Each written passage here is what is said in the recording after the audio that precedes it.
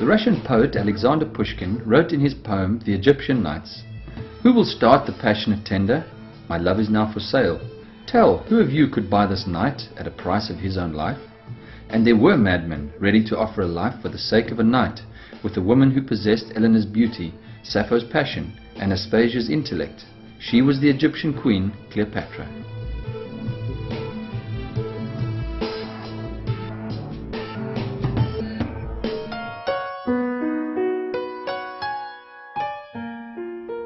Cleopatra was the daughter of the Egyptian king Ptolemy XII.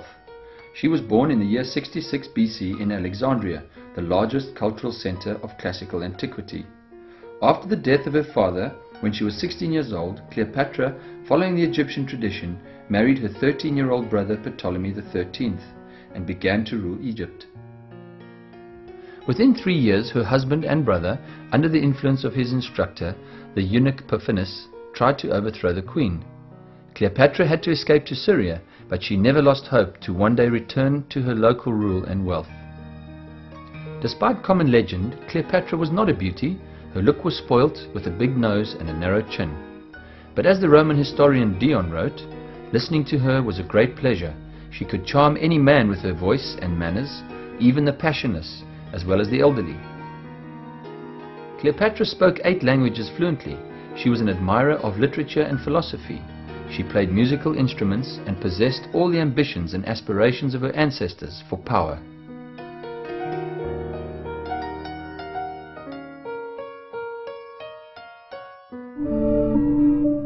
In the year 47 BC, the Roman envoy Julius Caesar arrived in Egypt for a tribute.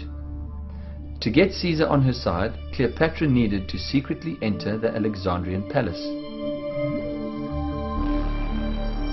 She rolled herself up into a carpet, and then her loyal slave, who safely entered Caesar's apartments, laid the precious burden at his feet. The 60-year-old commander was fascinated.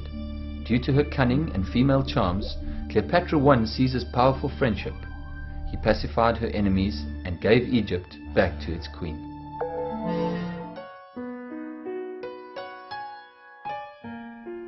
Cleopatra and Caesar traveled the Nile together for 2 months, enjoying each other's company. Before state affairs called the commander to Rome, Cleopatra had a son from Caesar called Caesarion. With the 1-year-old child, the queen arrived in Rome. Despite being an elderly man, Caesar was madly in love with Cleopatra and felt like a young boy. He ignored his legal wife. In honor of Cleopatra, he placed a statue in the temple of Venus, the goddess of love. He was going to declare Caesarion his successor.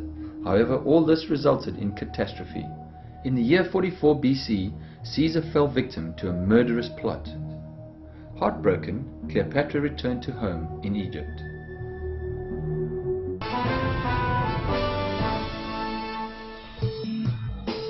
After Caesar's death, his nephew Octavian August and commanders Lipid and Antony shared the rule of Rome. In the year 41 BC, Mark Antony arrived in Alexandria to pacify the enemies of the Roman Empire. To visit the messenger Mark Antony, Cleopatra put on a magnificent costume of the goddess of love, Aphrodite. She intentionally behaved roughly and vulgarly, indulging Antony's tastes. The commander was captivated.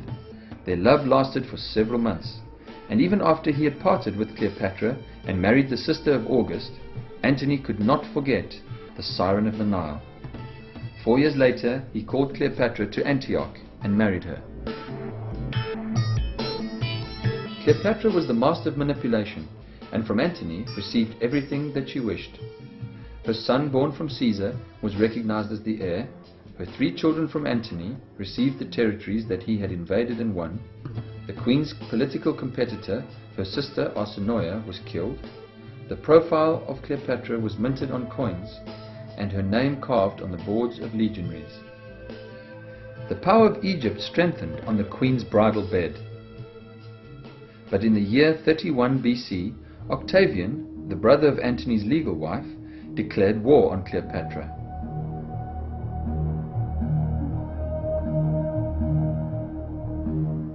But since Cleopatra was not a military commander, the Egyptian fleet headed by the queen receded in the deciding battle at Cape Asatos in Greece.